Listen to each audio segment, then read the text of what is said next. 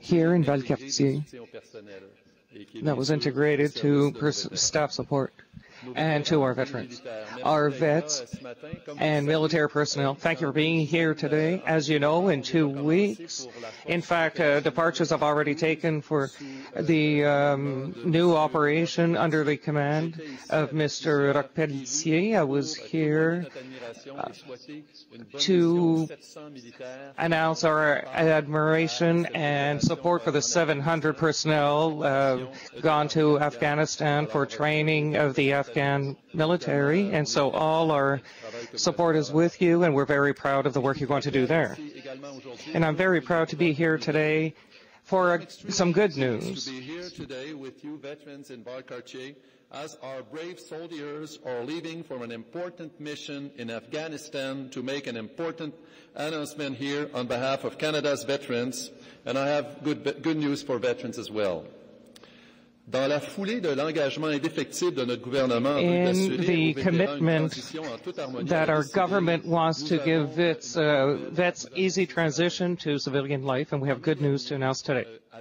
Last May, under the leadership of Minister Peter MacKay of the National Defense, we announced at the time that the government accepted the federal court decision by Her Majesty the Queen that had a consequence on disability payments to veterans and the military revenue and the well-known CSIP. So following that announcement, I was also with Minister MacKay, and we announced that for our veterans, we were going to harmonize our programs with the decision rendered and go beyond that decision so that the programs within the Veterans Ministry would be harmonized with this important decision. Why?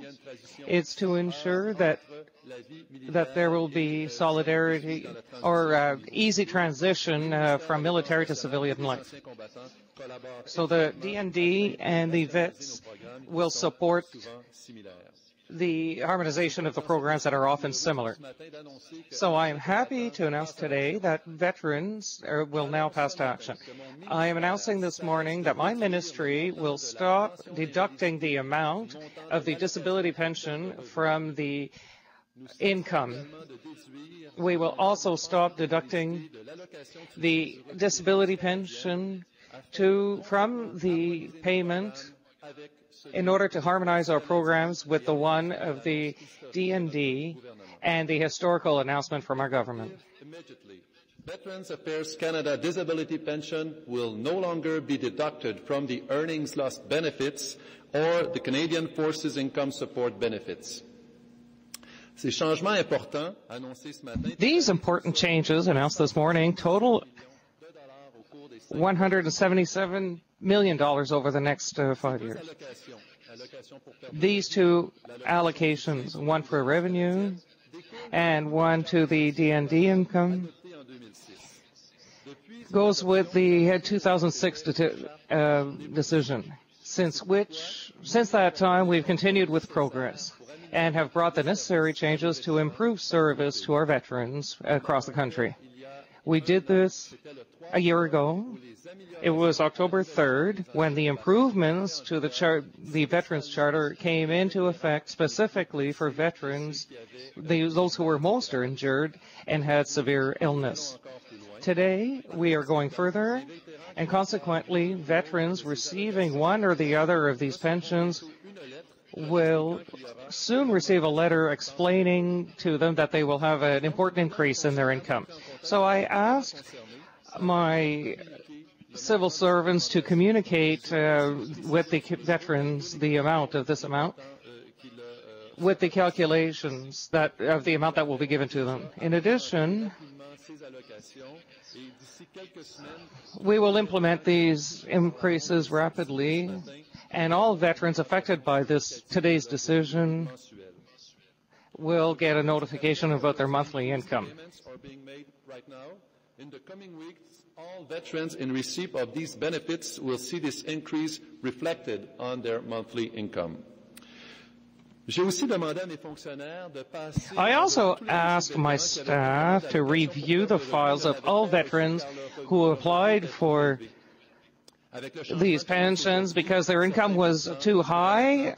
Now the changes of today, they will be able to receive this, and we know that income loss payments is 75%, and that ceiling will not be considered in the future.